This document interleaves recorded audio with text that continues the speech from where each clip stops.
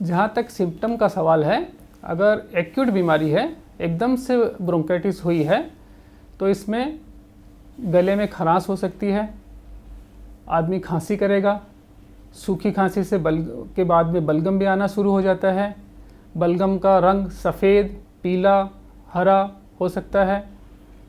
इसके बाद में सांस में थोड़ी दिक्कत आनी शुरू हो जाती है, आदमी को बुखार भी हो सकता है, छाती में दर्द भी हो सकता है। ये सब सिम्टम्स एक्यूट वाले केस के लिए होते हैं। ये अगर बढ़ जाएं तो जिस तरह की कॉम्प्लिकेशन साथ में होती है उस हिसाब से उसका सिम्टम हो जाता है। अगर निमोनिया हो गया साथ में तो निमोनिया के सिम्टम हो जाएंगे, अगर बैक्टीरियल इन्फेक्शन हो गया तो बैक्टीरियल इन्फेक्शन के सिम्टम हो जाएंगे। तो प्राइमरी सिम्टम्स जो है ब्रोंकाइटिस के वो हमने अभी बताए। अभी जो क्रॉनिक ब्रोंकाइटिस अगर लेंगे तो क्रॉनिक ब्रोंकाइटिस में शुरुआत में खांसी होती है, उसके बाद में धीरे धीरे सांस में हल्का उठाव होता है। इंसान अगर थोड़ा ज़्यादा एक्सरसाइज कर लेता है तो सांस का उठाव होता है, धीरे धीरे उसकी एक्सरसाइज कम होती जाती है और आगे चल कर के सीढ़ी चढ़ने से भी उसको सांस चढ़ने लगता है, और आगे चल के थोड़ा चलने से भी सांस उठने लगता है, और आगे चल के रेस्ट में भी उसको सांस उठने लगता है, खांसी होने लगती है, बलगम आने लगता है, छाती में दर्द भी हो सकता है। और कई बार आगे चल कर के इसको दो प्रकार में डिवाइड हो जाता है। एक को बोलते हैं क्रॉनिक ब्रोंकाइटिस, एक को बोलते हैं एम्फिसीमा। क्रॉनिक ब्रोंकाइटिस में ब्लू ब्लॉटर्स बोलते हैं। जैसे धीरे धीरे साइनोसिस होता है, ऑक्सीजन की मात्रा कम होने की वजह से ब्लू कलर डेवलप होने लगता है और शरीर में स्वेलिंग शुरू होती है, पाँव फूल जाना, शरीर थोड़ा सा ब्लोट हो जाना। और दूसरी प्रकार की जो एम्फिसीमा है उसको बोलते हैं पिंक पफर आगे चल के।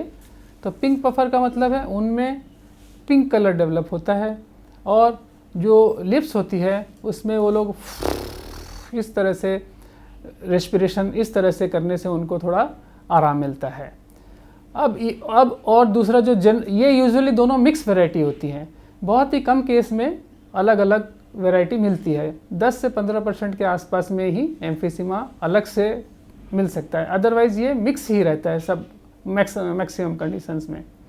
अब ये अगर क्रॉनिक ब्रोंकाइटिस बढ़े तो ये हार्ट के अंदर पल्मोनरी आर्टरी होती है, जो धमनी होती है मेन लंग्स के लिए, उसका प्रेशर बढ़ना शुरू होता है।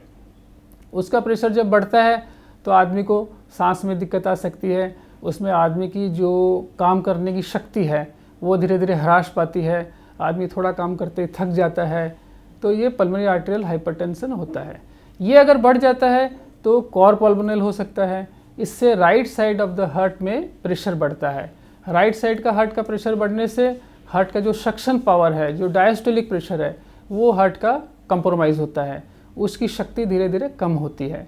तो इसको राइट साइड खुल जाता है, ज़्यादा डायलेट हो जाता है, और इसके बाद में और भी अगर प्रेशर पड़ता है तो ये फेल हो जाता है। इसके बाद में अगर और भी प्रेशर पड़ता है तो इस कार्डियक फेल भी होने की चांसेस होती है। तो ये धीरे धीरे इसमें कॉम्प्लिकेशंस होते हैं।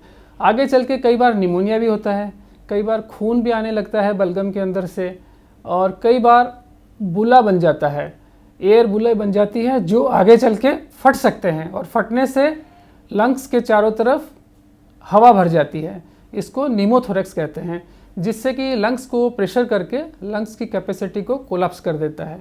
तो ये आगे चल के क्रॉनिक ब्रोंकाइटिस में टर्न अप हो जाता है, और ये सब आगे बढ़ करके रेस्पिरेटरी फेल हो जाता है। जो लंग्स है ये फेल हो जाते हैं तो बोलते हैं कि रेस्पिरेटरी सिस्टम जो है वो फेल हो गया है।